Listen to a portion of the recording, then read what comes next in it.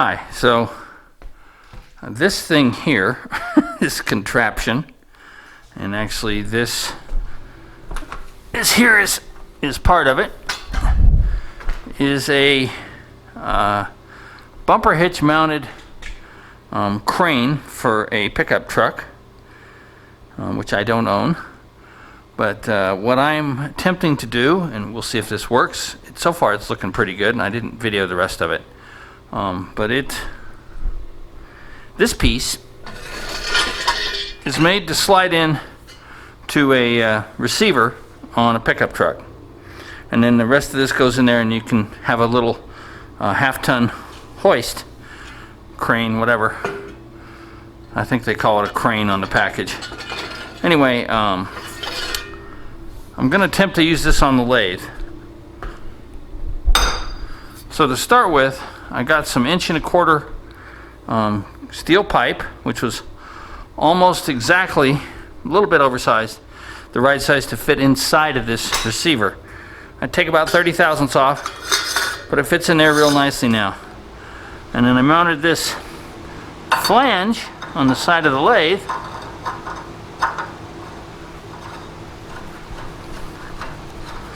And the nice thing is these bolts were already here to hold on this front panel. So I just got some longer bolts, drilled the flange for the right spacing, and I bolted that on there. And then this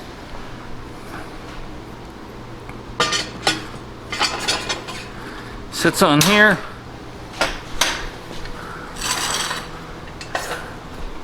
And the idea is that this will slide onto here. This actually goes a little right behind the head of the lathe. And it'll go there, and then the arm and the boom goes in here, and it'll swing out over the lathe, and I can get the, change the chucks easy enough, or put heavy stock in. And it looks like it's going to work. The only problem is the boom is just too short. It only goes to about right here. Hopefully this all shows up. So what we're going to do is take some more of this steel pipe, which is Schedule 40. It's got about an 1/8 inch wall. We're going to take do the same thing as we did that other one. I'm going to chuck this up, and not the whole length of it, just the part that's going to fit inside the boom. Say maybe 8 inches of it. Take it down about 30 thousandths till it just fits inside of there. Take it down to, it's like 1 inch 0.70. We'll take it down to about 1 inch 0.30, maybe 40 thousandths. That'll still leave plenty of wall thickness, and it should work.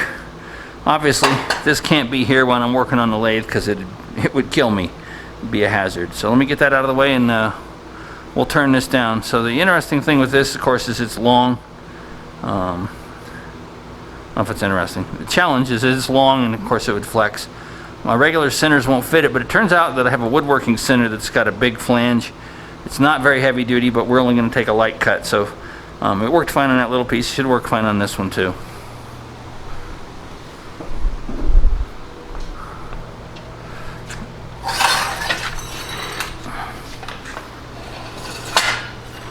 So this, I think it shows. Anyway, you can pull these pins. This all folds up, and I can stow it pretty easily. So even though it's kind of a pain to set up, it really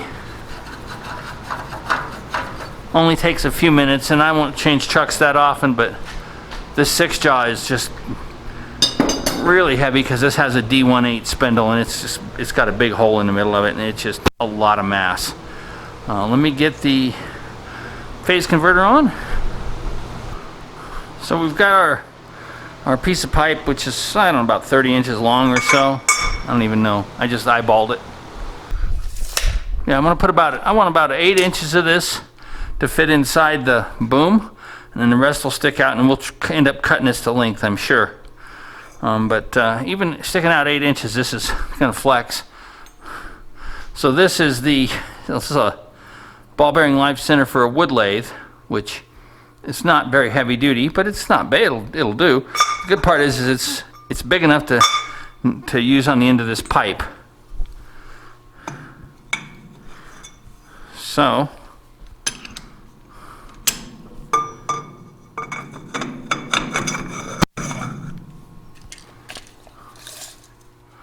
We'll stick this out. That's 9.5, that's plenty. Huh, interesting, made in South Africa, how cool. All right, so there's that. And this is a number 2, so I've got a 2 to 3 taper adapter, and then a 3 to 4, and just, you know, whack it with our little knocker.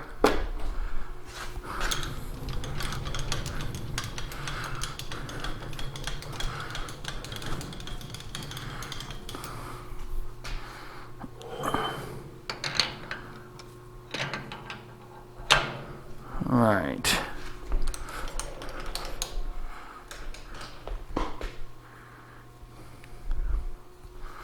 And we're going to use a diamond tip tool so that it will fit in between the center and the work.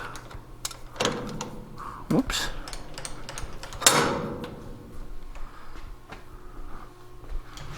So we need to come out at least there.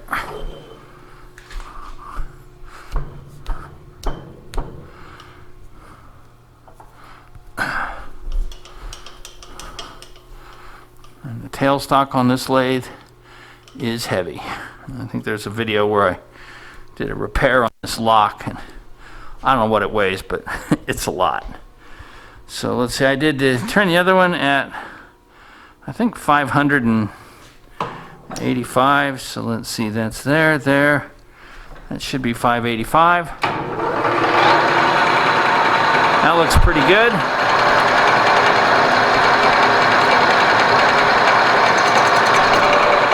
Let's see what our feed looks like.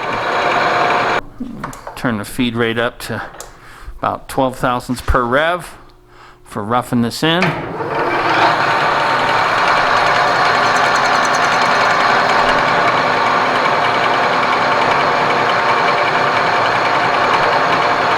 Take 30 thousandths off. I know we got to go at least that much.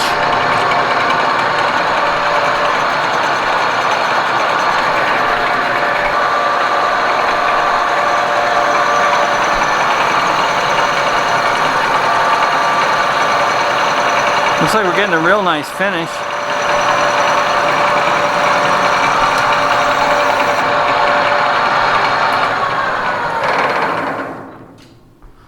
So we're touching everywhere, but right there, nice finish. Let's see what size we are. So this dimension's not super critical. We just don't want it any smaller than it has to be. The other one's a 1 inch 640, and it will just barely fit into the boom. So I'm going to make this one about 10 thousandths smaller. So we're at 645. So I'll take another 15 thousandths off, and we're just going to call it good.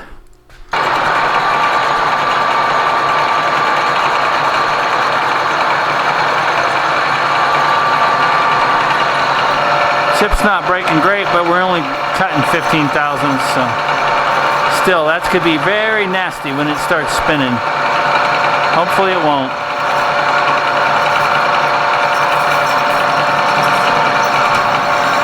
Alright. I did not measure that length. Like I said, it ain't critical, but I figured about 8. It's about 8 3/8. So that'll be fine. So I'm gonna, there's some nasty burr right here. We'll hit that with a file.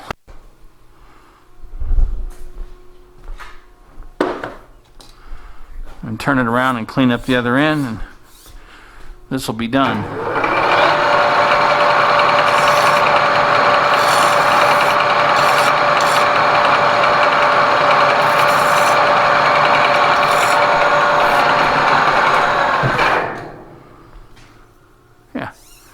That should do. Should be, it's pretty warm, so it might be a little oversized. We should be somewhere around 630.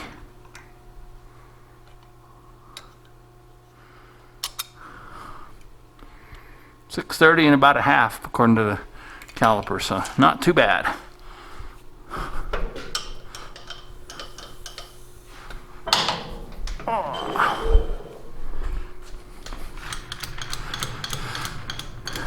haven't really done a lot of real work with this lathe yet. Part of it is just because I couldn't change the chucks very easily. It's just too dang heavy.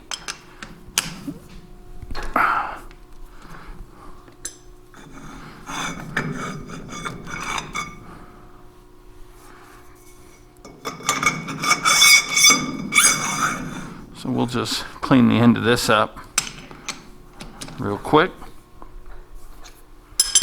Get another tool.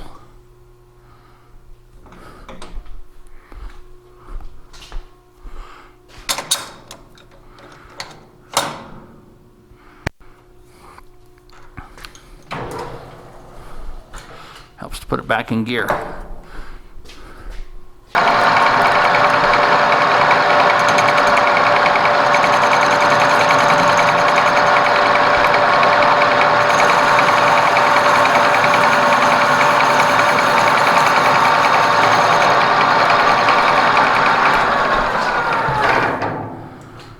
That was just bandsawed, but it's good all the way around, and it's got razor sharp pieces in there, which we will get rid of. All right, we'll slow it down just a hair. Should be about 300. Put a chamfer on here.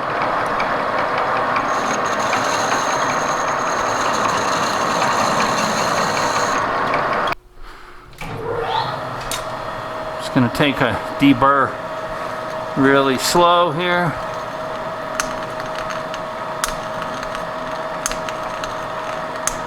I don't really have a good one to fit inside it for mounted up for this lathe, so we'll just do this.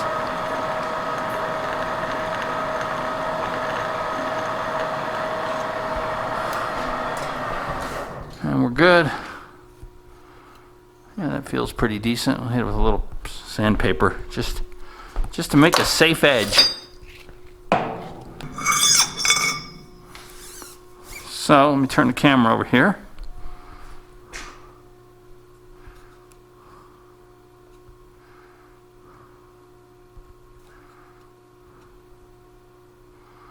All right, let's see if all this shows up. So with any luck, this will slide right into the end of this now.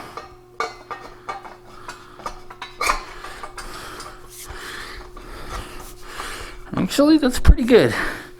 It's bent a little bit on the bottom where they punched some holes in it, but it's nice and snug. And that, yeah, I'm good with that.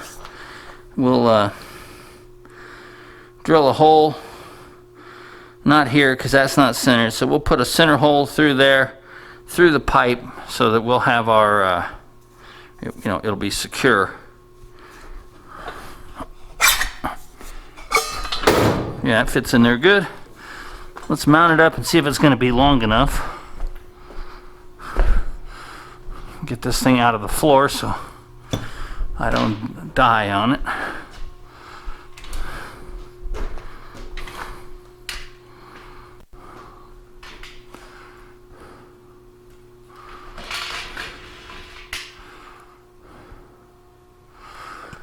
All right, let's see how this is going to go.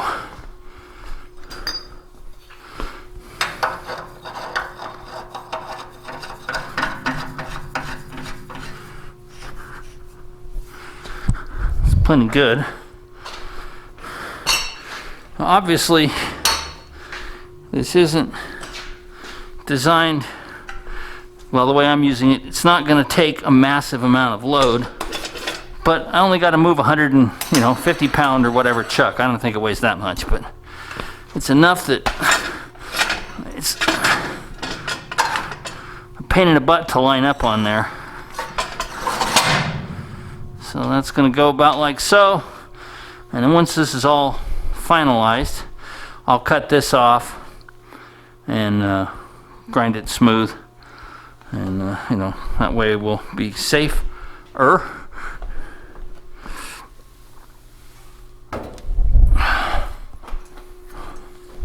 Alright, and this guy, there's actually a big ball bearing in there, and there's a thrust and something bearing on the bottom. I don't know, it's, it's not very, this wasn't very expensive, so it's probably kind of low grade. There we go. Slide that in. That's good. That turns, and as you can see, this comes out, it's just a little too short. We'll put our extension in there. I haven't mounted the ram up yet because there was just no reason.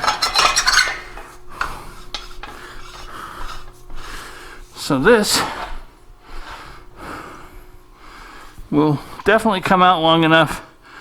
There's actually a, I don't know if it shows up, there's a lifting eye hole on the chuck. So we'll put a hook on here.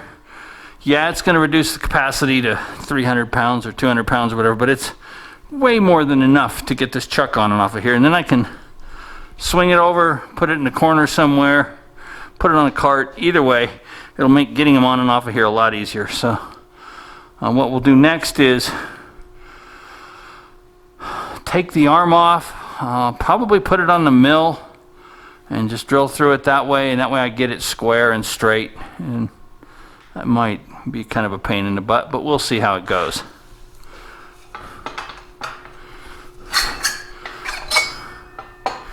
So that's the first thing for today.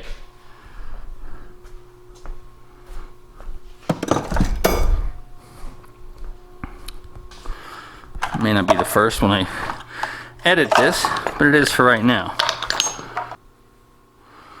So this is our this is an upcoming project. Hopefully I'll get to start it soon. So this is a half scale model, from what I can tell, of an Olds hit and miss engine, probably originally produced around 1906, I think. So there's a little story on this. Is there's a website in the US called nextdoor.com, and you can sign up. It's basically your neighborhood and surrounding close areas, people that are really neighbors. A gentleman posted last week that his elderly uncle had started building this and had had a stroke, or maybe two, and was unable to continue working on it, and he really wanted to try to get it finished so that his uncle could see it run and see what his work, have his work be completed. And I've always wanted to work on an engine, and this is obviously a good size. It's not some really tiny one, but it's not quite all here. Most of it is. So I'll show you what we've got. We've got obviously got the block, two flywheels, which are actually pretty nicely machined. If you put them on here and turn them, they don't wobble. They're true, which is great. So we got two flywheels. These gears are on here, and I imagine they're stock gears from like Boston Gear or somewhere. But the center to center distance is really good on them. They mesh nicely. There's just a little clearance, not much. Could actually use just a hair more, but it's not going to get run a lot. So the crankshaft is done. It looks to be really well made. I mean, I haven't mic'd this, but it's it's certainly straight because it turns easily. It's missing, the bolts aren't tight. It's missing an oiler. But what else we got? We've got the piston for it, which fits the bore rather nicely. Let me see here if that shows up. So the piston fits the bore pretty good. It's got a couple thousandths clearance and 3 rings, but in a 500 RPM engine for a model, it is plenty good. It's actually got a hole in the side with a piece of copper tubing swaged in there. That will be for the oiling, which is pretty cool actually on these. So we've also got, thankfully, a few other parts. So we've got the cylinder head, which is obviously a huge deal. The valves are already in it, machined. It fits the bore perfectly, so he definitely got a good fit on that. It'll sit like this. So a hit and miss engine has a atmospheric intake, so this does not have a rocker arm. It's going to be drawn in by atmosphere. It's got this bronze rocker. It does not engage this valve quite right. I think I'm going to have to change the geometry a little bit, maybe take 50 100 thousandths off of there, and then it should be fine, because once it's open, it's okay. Just the angle isn't quite right. So that'll be pretty easy. One of the threads in here is a different size. So this one's a little bigger. I don't know if he had a problem and had to tap it bigger. Either way, we'll take care of that. This is the muffler. It will go on here. It's just all brass and just kind of an end cap to force it to come out the sides. So that's nicely, really nicely made actually. Brass screws and everything. This is what they call a fuel mixer. It is not, they don't refer to them as a carburetor because there's no float or anything. It's just got a needle valve, and it uses a Bernoulli effect. Fuel goes in there. This is a mixture, and then it's got a one-way valve, so it can only go in. I haven't taken this apart, but it looks like it is properly made. So we've got our connecting rod with the end cap. And he's actually already machined the bearings to go in here. This is actually, and they fit nicely in here. They look like they'll fit the crank, but there's and I know this won't show up unless I really zoom it. There's a pin, a locating dowel, right here, and it actually sticks through the bearing, so that's got to be trimmed back. But there's an extra hole in this bearing for oil, and you can see there's a matching hole in the connecting rod, and if you look at it, that hole goes through it to the other side, so it goes like this all the way through to this side, and then there's a channel that's been milled in here. It looks like about with an 1/8 inch end mill, and then another hole that goes into the wrist pin bushing.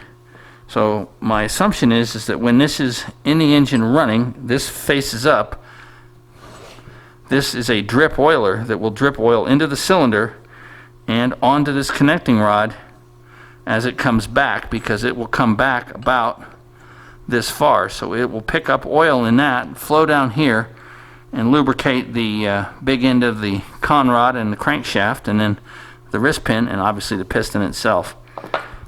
So this is water cooled, so that you just put water in this hopper. There's no circulation system. So that's all the parts that I have for it. So the big key and what's missing, and I'm going to go visit the gentleman hopefully tomorrow or Tuesday. Today's a Sunday, so in the next day or two, to try to find, see, he's apparently got a box of stuff in the basement, and you know, the guy that his nephew that brought me all this, you know, it's not his thing. He didn't know quite what to look for. He just grabbed everything that looked like it belonged. But so there's the cam, and it'll go behind this, and you can see on here there's a little layout mark. He started on this, and that's as far as he got apparently. But there'll be a cam of some sort that goes in there, and the mechanism that opens the valve, and a hit and miss engine. It's got a governor, and once it gets up to speed, it latches the exhaust valve open. So that's when it misses. It uses the flywheels to carry the inertial energy. So all of that is missing. I'm really hopeful I can find it. Otherwise, I'm going to have to design it and build it. And you know, right now I don't have any plans. So hopefully I can find the plans. Actually, I posted on the Facebook YouTube Machinist group. By the way, huge thanks to John Creasy. He gave me the photo of the week for this, which I'm stunned beyond belief. I didn't even think about it when I put up the pictures. It's like, yeah, here's the new project. But so very cool. Thanks, John. That's quite an honor and totally, shockingly unexpected. But anyway, one of the folks that saw that, another guy in Australia, said he thinks he has the plans for this. So if I can't find him, I'm hoping that he can hook me up, which would be fantastic. Because even if I have to fabricate everything, if I got some drawings, that would make it a hugely easier task than having to design it from scratch. These are typically an open crankshaft. This one has this big bronze casting, and judging by the shape, I'm about 98% sure it sits right there. And I'll just keep the finger bits out of the crankshaft and still allow oil here. And it's nice. So, you know, it's basically drill and tap this. drill this for clearance, and looks to me like it'll just screw on there. Maybe I'll put a pin or something in the bottom. I don't know. I mean, it's just decorative. The other thing is I guess this gentleman that owns this has a full-size one, which I'm hoping to get a look at and maybe some pictures of tomorrow, that runs a water pump. So as part of this project,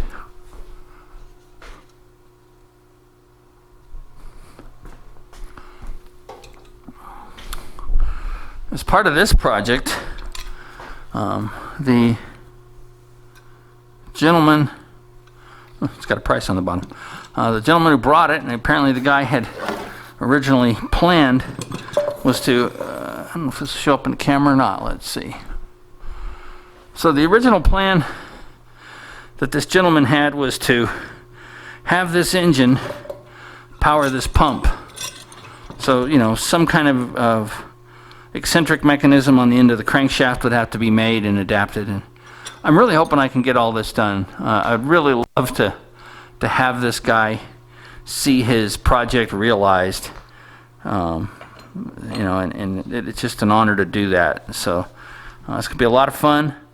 Hopefully it won't drag on forever. It's really going to depend on what I can find for parts in the next few days, and the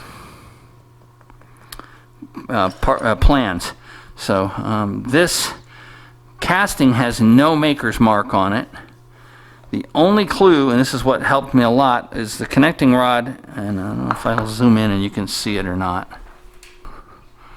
So this connecting rod has a name right here, and it's tough to read, but it ends up being B-R-E-I-S-C-H. So searching on the internet, you know, Google knows all, seemingly. It turns out this was designed by a gentleman named Paul Bryce, and then they were later made by Bryce Young or something like that. Anyway, they haven't made these in, the last information I can find on them was about 2011. There is a company that sells a quarter scale version of this. I don't know who makes it, but it's half the size of this one. So, you know, I'm sure the plans are similar, but it's definitely different. So I'm hoping I can find the right plans. But anyway, that was a big help, and that made it so I could find out who made it. So thankfully there was this casting name on there. Another thing that was interesting and might have made it a little easier, let me use it back. I don't think this will show up, but it might. So on all of the ones that I saw on YouTube and photos of have a big B cast into the side of it. And from what I read, the guy's like, you know, if you don't like it, you can machine it off later after you've already put all the hours in. But you know, there's no mark like that on here on either side. But what I did find interesting is, and you can't see them, but on the inside of the casting on both sides it's extra thick right there. Like the pattern to cast that B was still part of the original pattern that they used for this, but they didn't put the actual letter in there. So I don't know if it was made by the original people or it was a repro. I just don't have any idea. But you know, it definitely has their name on the connecting rod, but there's no B on the casting, and as far as I can tell, it hasn't been ground off. I mean, it's been cleaned up a little, but you know, there's no real good indication that it was actually there. But anyway, the machine work that's on here, it looks like it's really well done. So like it's got these holes are all drilled and tapped. So I'm assuming that the parts to bolt on here were at least present at one time, because he would have drilled them to fit. So I think if I can find all the parts, we'll fix the geometry on this, clean this up, make sure everything fits. I haven't used plastic gauge since I used to build car engines, so I'll find one of those. Now that's interesting. That actually looks like that's an eccentric. One moment, let me find some Allen wrenches. Oh, what do you know? There's actually some sitting here. I don't know if they're metric or imperial, but these are imperial wrenches, and given that this was, let's just see. If that's eccentric, we can adjust the gear mesh, which should be really nice. And it is. It's eccentric. So it's got actually not a very good finish on it. So I might make a new one of these out of some drill rod. Maybe harden it, because this is definitely not a very good finish. Or I could turn it and bush the gear maybe, because it's not a bad fit, but it's definitely not a very good finish. But the nice thing is that we can adjust our gear mesh, so that is a big deal. That's really nice to see. So yeah, we can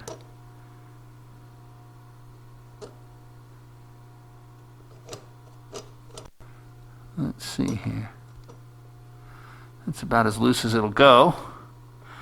That's actually still, it turns free, but there's really no clearance, thousandth or two. So I may make a new one that's slightly more eccentric and with a better finish. That's not a problem. If this was a little bit bigger, I'd just polish it, but it's a little sloppy. Not that it has to be great, but you know, kind of want it to be a good, as Tom Lipton puts it, workmanlike job. So, but that's nice that that's an eccentric, so we can adjust the gear mesh. So that's good news. Good news. That's the first time I've loosened those off. So very nice. Good. Hopefully we can find all the mechanisms that go on here, because like I said, there's some kind of governor that goes on the back of here. There's definitely a cam that will attach on here. Maybe it's driven through this hole. I just don't know, and I really hope I don't have to design it from scratch. We also need a spark coil. I'll need to make a fuel, maybe not make, but some kind of fuel tank. They sit underneath and it vacuums up. It will also need a bed to sit on.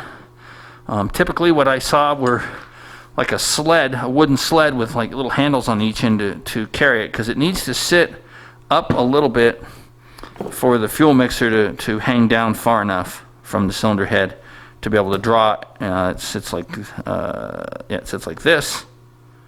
No, it sits like this, so that this can draw air in. And so it's got looks like a one-way valve in here. I don't know if there's supposed to be a spring. Again, one of those things where a drawing would be terrific. One thing we also have are these kind of interesting looking bolts that don't look very modern. They look more like what you'd see on an English steam engine, which is actually really cool. And it looks to be what he's done. Let me see if I can zoom in a little bit.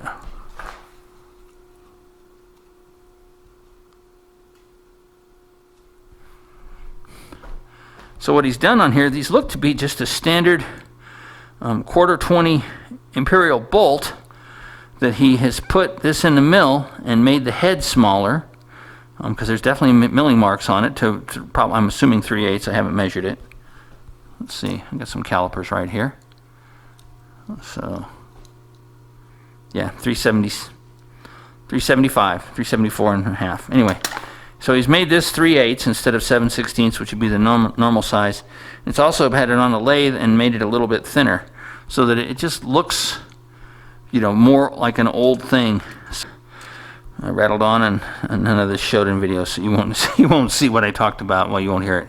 Anyway, he you know, like I said, he remachined these bolts to fit in here. The threads don't allow it to go all the way down. Some of them do. So I'll chase that with a tap, clean it all up, take it apart, make sure that this is all straight, square.